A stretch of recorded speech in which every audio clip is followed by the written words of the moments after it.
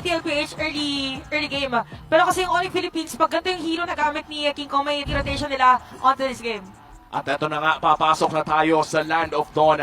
It all boils down sa execution. Matapos iluto ng coaches sa mga draft, nasa players na ang bola para ipagpatuloy ang larong ito. Welcome And to Mobile again, this is a Legends. Louie game for Sanji. Rematch ng ating Game 1 matchup kung saan nagtapat ang Valir ni Super Friends, pati na rin ang Louie ni Sanji. At sa ikatlong pagkakataon na makikita natin ang tapatan ng Joy at ng Hayabusa. Oo nga, no? Umayan na. Oo, pagalingan na lang yung mag-rotate. Pero ito yung naging difference with the Sanji's scenario kaninang game number 1. Kasi yung katapat niya or nagsusunod sa kanya was a high loss. Kaya sinecure din talaga dito ng TLPH at least ngayon para may better option siya to do the duality. But yes, basically the same for majority of the heroes in terms of the talents and emblems sa kanilang mga heroes. For Sanford dito also, ganun din, custom support emblem, agility, pagalingan na lang, quantum charge, mabilis din ang kanilang goal. Oo, mukhang tahimik na naman ang ating laro. And sniper ang gagamitin ni Kendra dito para mas safe ang kanyang pagpa-farm dahil napakalayo nga ng range niyan. And so far, no, for TLPH, level 4 din lang ni Carl Tizzy. At maghihintay na lang siguro ng unang objective fight bago tayo magkabigayan dahil ang hirap na kasi kapag ganitong game 3, ayaw mo magkamali na maaga. Oo, may mga ganong punto yun. May mga teams talaga na ayaw mong sabihin natin nagre-risk, lalo na sa mga early portions. Kasi iba na meta natin ngayon, iba na rin ang laro ka ng MLBB. Na kapag naka-early ka, yung mga first 3 to 5 minutes, nakakuha na kagad ng kalamangan ng team, parang bang ang hirap ng bumawi. Tsaka parang yung meta natin ngayon, chance yung one kill matters eh. Minsan yung isang kill yung magbabago ng buong laro. Kasi madedali mo na agad pagdating doon sa laning, hindi agad magle-level 4, tsaka hindi nga lang one kill eh. Minsan yung flicker, malaking factor na agad, even revitalize yung mga spells ay as much as possible gusto mo nga meron bago pa kumuha ng ibang mga objective. Now, strength naman ng TLPH is gonna be the continuous poke on this first kill ng Hylos with Daddy JP. So, Onyx naman dito, ganun din naman. May pangasalag sila doon sa hero ni Super Friends. Hahawakan na ata ito ng TLPH. Sila na rin ang magsisimula ng pinakaunang pagong pero si Brusco, AOG, kumasa na. Okay, bininalayo lang dito yung mga miyembro ng Team Liquid Philippines! Pero muling pasigaw dito, nakuha na yung pagong. Kailangan matras si Sanji Grabe, dito. stun! Pathway. Si Bruce kayo may ibet. 4 na miyembro mula sa Team Liquid ang umabante doon. Pero ang Oni kaya atras na rin. Kalmado lang, Turtle, tas out na agad TLPH with a clean objective take. Parang yun din yung better option na para yun sa TLPH. Kasi pa nag-stay pa sila, nakita nyo yung stun nung skill ng Valir. So, ibig sabihin dito, pag tumagal pa sila, mas hindi na sila makakaalis pa. But pagdating doon sa may gold day natin, medyo umangat din si Oheb because of the turtle kill or turtle secure for the team. Oo, so far, no, wala pa naman masyadong gold lead. Just a 400 gold lead sa kamay ng TLPH. At sa pagsilip natin sa Infinix in-game equipment, wala pa naman nakakuha ng kanilang first item, pero medyo malapit na sa actually, na-rush pala ni Oheb yung Hunter Strike, di na nagsapatos. First item niya yun. Kasi physical defense saglit. Si Leather Jerkin, nag-build muna si Kenra. Oo, at ito yung mga gold day na alam nilang kailangan lang nila munang bumawas! Ayan na yung bawas at bawi! Dito ng Onyx Philippines, ngayon Super Prince. Ako na ang first blood. Ang JB at magiging sa target. Nakuha na ni King Kong ang kanyang kagustuhan. At agaw pa nga ng Green Camps. Grabe, sulit na sulit para sa Sonics. Tingnan natin kung maaagaw nga ba nila yung orange buff pero mukhang hindi na nila itutuloy pa yung pag-aagaw. Sonics ngayon ang sumusubok si Sanford, patotod pero hindi ata papasukin ni King Kong. Okay, level 6 si Sanford dito, pwede niya idikit. Ayan na nga, ididikit na sa pader. Papasok din si Carlito pero makakaliw kagad si King Kong. Kirk and si King Kong nandito din. Pero kailangan lumayo dito Super Prince. Flicker na gamit niya! Pero nandun yung Searing Turret at yung mga pokes mula sa Fireballs dito kay Super Prince. Pwede pala yun, no? Yung may nakatago sa bush pero even face check mo agad. So rin sinasabi natin na high level MLBB kasi nararamdaman ng dalawang teams kung saan talaga sila nakaposisyon knowing na hindi sila nakikita doon sa main map. So nice movement from Sanji kanina para tingnan yun. But for the side of Onyx din, maganda yung kanila nagiging sagot doon sa aggression na yung pinapakita ng team. Ginamit ulit yung Glorious Pathway. Sinalubong kagad dito and Carlito ay malayo makukuha yung pagong ng laban na ito. Nakakadalawa na dito ang Team Liquid Philippines and ang Onyx parang hindi na nila, nag-decision sila dito Ay, hindi naman natin kailangan may pagsabayan Farm lang muna ng farm. Oo, at mukhang medyo delikado si Brusco sa pwestong ito, pero Cho naman makakatakas din agad. Ang huling beses na nakita ang dalawang teams na to ay na-sweep ng TLPH ang Onyx Philippines.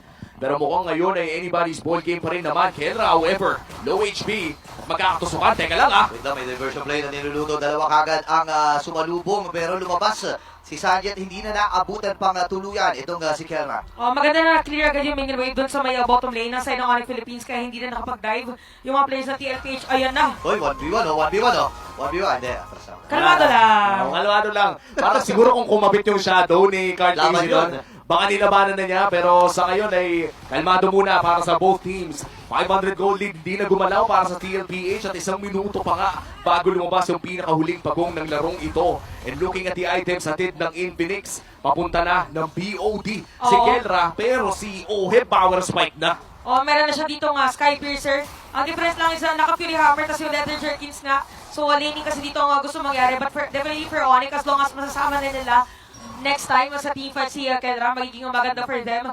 So far, grabe yung juggling ng ating dalawang teams in terms of the goal lead. So parang isang team fight na inaantay for Onyx para mabawi nila yung kalamangan. Ganon din naman para dito sa side ng Ay! TLPH. Lumabas. nakita doon si Sanborn pero hindi na rin mag-a-attempt ang Onyx Philippines sa sumilip. Ngayon si Kirk nakita niya at namataan itong si JP at malayang Torre na sa may bandang ibaba para sa Cavalry. I think successful pa rin naman yung diversion na yun. Kahit pa sabihin natin lumabas si Sanford ng bahagya, hindi naman ibig sabihin nun wala silang nakuha. That's gonna be a turret going to the hands of PLPH. At rekta bakod na nga agad dito sa Turtle, pero mukhang may ibang binabalak ang kupunan ng TLPH. Napa-flicker ni Brusco si Sanji, so walang flicker dito yung Louie. So most probably para din sa TLPH, medyo chechempuhan lang muna na makakuha ng iba munang objective bago mag-engage for team fight. Good river control on both teams. Tatama naman ang Death Sonata pero wala nang masyadong vision yan. Aawakan na ni Kirk ang ating panghuling pagong at mukhang ipagre-reset na naman nila. Clear muna para dito sa kupunan ng Onyx Philippines. At wala talaga nagpupul ng trigger pero si Kiko nga nandun sa gilid. Okay, revitalize ang gamit niya ni Kirk. Ngayon ay pinagsasapak na agad ni Sanborn. Pero si Kandisi magtatagumpay doon sa patong. Atras muna si Kirk. Pero yung Shadow King, hinabol si King Kong. Babalikan pa sana. Pero hindi na pahabol pa. Itong Team Liquid Philippines. Kamunti ka na si Kirk. Kamunti ka na si King Kong. Pero ang pagong ay lahat ng pagong nakuha ng Team Liquid. Grabe yung palitan dito ng dalawang teams natin, but for TLPH nakuha nila lahat ng objective. All turtles is on all turtles ay kanila na secure. You have to think of also na alam nila dito yung kanilang strength, kaya nung paggagamit ng Glorious Pathway, tinatry nila habulin. Ibigay kay Cartesi dito, grabe disiplina na ipinakita niya kasi alam niya na hindi niya na matatarget pa. At least na napapushback na niya yung mga players. Kaya naman umaabot na ng halos 2,000 ang kalamangan ng TLPH at naghahanap na nga sila ng susunod nilang diversion play. Pero mukhang play safe muna ang kanilang gagawin. Mid lane ng kanilang punterya pero nandito rin ang Onyx Philippines para dumipensa. Kaya naman hanap muna ng play sa iba. Grabe yung ito yung nagmi-mirror yung galaw nilang dalawa. Tsaka dito, speaking of mirror, dahil din sa mirror place nila, sobrang tikit lang din ang gold nung dalawang junglers. Holy Crest talaga yung inahantay dito ni King Kong. Si Cartesi naman, ganun din yung nangyayari dito in terms of his jungling pattern. Pero itong kaabang-abang, si Kenra at si Oheb, hindi pa talaga masyado nakakasama sa team fight. Hindi din sila naikutan, hindi sila nagkaroon ng death. So, ibig sabihin, well-farmed yung ating dalawang marksman. Talagang hinihintay lang nila yung tamang power spike. Pero mukhang iba na yung diversion na ginagawa ng TLPH ngayon. It's about macro this time. Nilabas na naman yung Hayabusa. Ito ba yung forbidden na quad shadow? Yung pinakamalayo, pwedeng bumalik. Oo nga, no? Baka pwedeng ganun yung gagawin. Tas, okay, sige, bahala ka na doon kung ano mapupuntahan mo. Basta bumalik ka dito. Yun nga ilang beses na natin nangyari yun. Ilang beses natin nakita yun actually, no? Pero yung sa tagpo na yun ay hindi naman yun yung kanilang ginawa. Pero maraming tayong i-expect na diversion na manggagaling dito kay Sanji. Ngayon, Lord na pala ang pinaka-unang malaking objektiba na lalabas dito. At hinahaya pa rin nila si Cartesi na i-controlin yung top lane. Ito yung magde-decide kung sino nga ba talaga yung makakalamang ng, sa mid-game natin. No? Kahit ba sabihin natin lamang ng 1,000 yung TLPH, yes, they will have some sort of advantage sa team fight, pero hindi pa ito yung clear advantage na masasabi nating kaya nilang pasabugin anytime mga Onyx Philippines eh. Kung sino pa rin makakuha ng Lord, yun talaga. Oh, tsaka ang kinagandang for Kendra naman, meron na siyang na-build na Malefic Gun. So medyo masasaktan lang ako. Yung mga medyo nakakatakot kapag mabigla mo nag-TV eh. JP, Wow! Gamit na ni Sanford, pero si JP ay mabubuhay pa. Shadow kill. Nalinis lang doon. Si Kel ay mamamatay! Isa sa mga main damage dealer ng Onyx Philippines. Naisama din si Kirk, ladies and gentlemen. At pagkakataon ata ng Team Liquid, lumaban na kagad sa 2.3K. Kanilang gold. Gagamitin Revitalize. Para sa, again, may next round pa. King Sa Kong! wala na next round. Si Obi nakablikan din. Tatapos sa Yunai. Pero hindi siya aabot. Napatay ni King Kong, ladies and gentlemen. Ngayon naman nahabol ang Team Liquid Philippines. Si Cartesi ay masyadong malayo din. Hinahabol pa rin ni Sanford. Binabody-body na dito. Pero ang problema ata ay hindi makalapit yung ilan sa mga miyembro dito ng Onyx. Nilapag din yung Glorious Pathway para lang talagang sigurado. Ito Teka ang lang! kanilang mapupunan na makuha yung Lord na iyon. At si Sanford naman ata ang bibigyan nila. Super Frizz nag-aanap ng trade. Here comes King Kong, AOG, Cortesi, makakakuha ang Shadow palayo. At mukhang yun na nga ang call para sa TLPH. Get the Lord and get out of here. What a nice secure para din sa TLPH dahil dyan na lumakad din ang kanilang kalamangan. Kita natin dito for JP, ginamit niya yung Glorious Pathway para bumalik yung buhay kasi grabe yung po kanina din na Super Friends. But for Onyx dito, maganda naman is nagkakaroon sila ng trade. Pwede din sa mga other objective, nasira na rin nila yung mid lane turret. Pwede na sila bungin actually. Pero kung titignan natin dito yung, wow! Yung gold ni Oheb is at around 8K. 8,200 ka 7K lang yung kay Kendra dito. 1.2K? Oh, it's not everyday din, hindi natin nakikita na parang nahihirapan na si Kendra pagdating sa kanyang laning. Pero definitely for this game, talagang dahil dun sa mga shadow kills din ni Carly's Naira. Oy! Sakit kagad, dalawang rhythm lang. Para dito kay Carl, kailangan umatras. Pero yung Lord ay nasa may bandang ibaba kasama ng cavalry.